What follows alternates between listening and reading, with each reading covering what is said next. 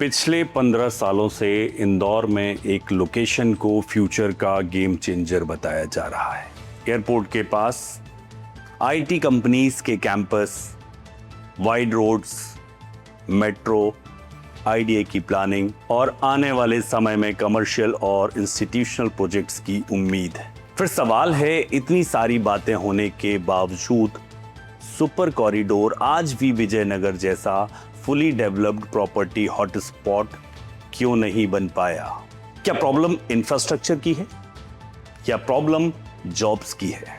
क्या problem residential demand की है या फिर हमने सुपर कॉरिडोर को पहले प्रॉपर्टी स्टोरी बना दिया और उसके बाद सिटी बनाने की कोशिश की है? नमस्कार, मैं हूं विवेक और आप देख रहे हैं Indore talk reality news room. Super corridor की कहानी। सुपर कॉरिडोर की प्लानिंग का मूल विजन सिर्फ रेसिडेंशियल कॉलोनी बनाना नहीं था। इस कॉरिडोर को IT, knowledge, commercial, mixed use development के साथ एक नया अर्बन ग्रोथ सेंटर बनाने की कल्पना की गई थी। यहां तक कि गवर्नमेंट की पीपीपी डॉक्यूमेंटेशन में भी IT, knowledge intensive activities, employment generation और मिक्स्ड यूज डेवलपमेंट को इसके प्रमुख ऑब्जेक्टिव्स में रखा गया था। यानी पहले जॉब्स, फिर बिजनेस, फिर लोग और उसके बाद लार्ज स्केल रेसिडेंशियल डिमांड।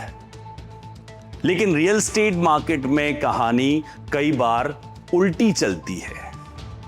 पहले लैंड की कीमत बढ़ती है, फिर प्लॉट्स बिकते हैं, फिर प्रोजेक्ट्स लॉन्च होते हैं और उसके बाद इंतजार होता है कि आखिर यहां रहने और काम करने वाले लोग आएंगे कब। सुपर कॉरिडोर की सबसे बड़ी जरूरत है लार्ज स्केल एम्प्लॉयमेंट जनरेशन।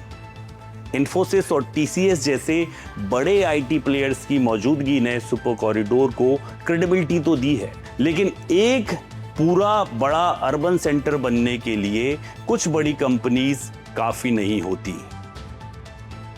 इसके लिए जरूरत होती है जीसीसीज की, स्टार्टअप्स की, कॉरपोरेट ऑफिसेस की, फाइनेंशियल सर्विसेज की, रिटेल्स की, हेल्थ केयर की, एजुकेशन की, होटल्स की, रेस्टोरेंट की और हजारों ऐसे जॉब्स की जो लोगों को रोज इस कॉरिडोर तक लेकर आए।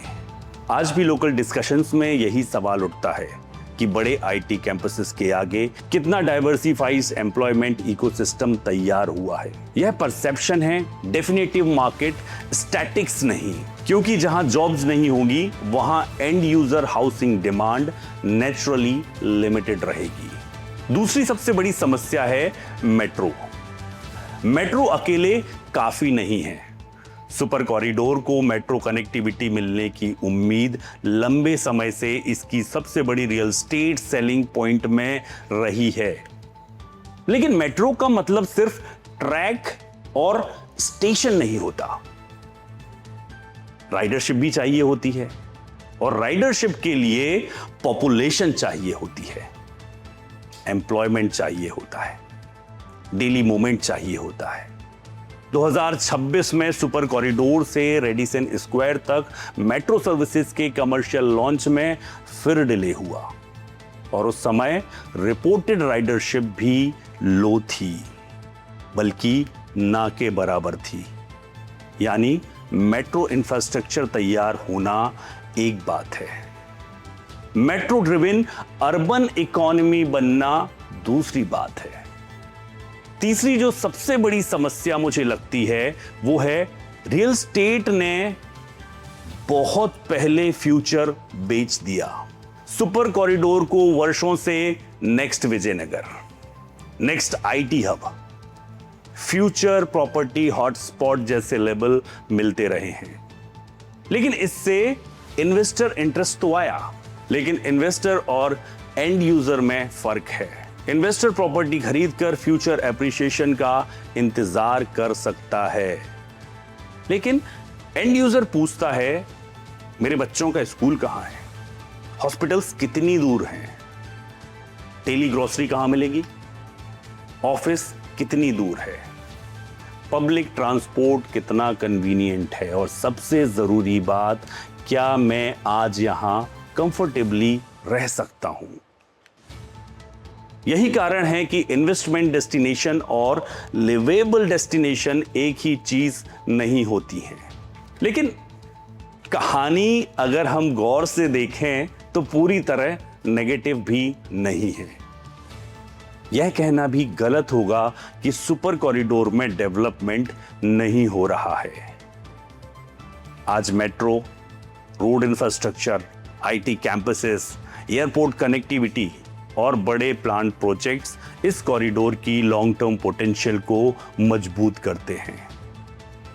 2026 में आईडीए ने सुपर कॉरिडोर पर स्टार्टअप पार्क को भी प्रायोरिटी प्रोजेक्ट बनाया है, जिनमें corporate offices, IT space, retail और होटल कंपोनेंट्स प्रस्तावित हैं। और इंदौर पीथमपुर इकोनॉमिक कॉरिडोर की प्लानिंग भी सुपर कॉरिडोर को ब्रॉडर इकोनॉमिक नेटवर्क से जोड़ने की दिशा में है। इस प्रपोज कॉरिडोर में mixed use development, commercial, residential और इंडस्ट्रियल कंपोनेंट्स शामिल हैं। तो पोटेंशियल तो है, सवाल सिर्फ टाइमिंग और एग्जीक्यूशन का है। तो मेरी नजर में सुपर कॉरिडोर को प्रॉपर्टी हॉटस्पॉट बनाने के लिए प्रॉपर्टी की मार्केटिंग में नहीं, इकोनॉमी की मार्केटिंग करनी होगी। हमें यह नहीं पूछना चाहिए यहां प्रॉपर्टी कितने की होगी, हमें पूछना चाहिए यहां अगले 5 साल में कितनी जॉब्स होंगी, कितनी कंपनीज आएंगी, कितने लोग यहां पर काम करेंगे, कितने लोग यहां रहेंगे, कितने स्कूल्स होंगे, कितने हॉस्पिटल्स होंगे और कितने रेंटल कमर्शियल डेस्टिनेशंस होंगे।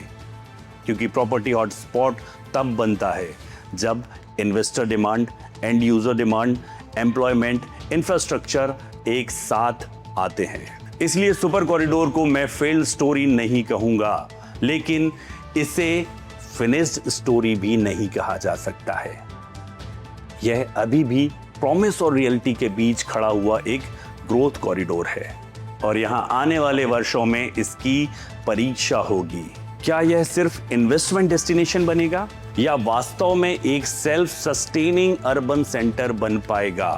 क्योंकि प्रॉपर्टी की असली वैल्यू उस रोड से नहीं बनती जो वहां तक जाती है, उस इकोनॉमिक एक्टिविटी से बनती है जो लोग उस रोड पर रोज चलते हैं। मैं हूं विवेक और आप देख रहे थे Indore talk reality news room. अगर आपको ऐसे ही फैक्चुअल, अनबायस्ड और ग्राउंड रियलिटी आधारित रियल स्टेट एनालिसिस पसंद आते हैं तो इंदौर टॉक रियलिटी को फॉलो कीजिए, सब्सक्राइब कीजिए और शेयर जरूर कीजिए। नमस्कार। This newsroom is powered by Diara Infra. Discover premium spaces and thoughtfully planned projects in Indore, exclusively marketed by Diara Infra. Call 70001 36226.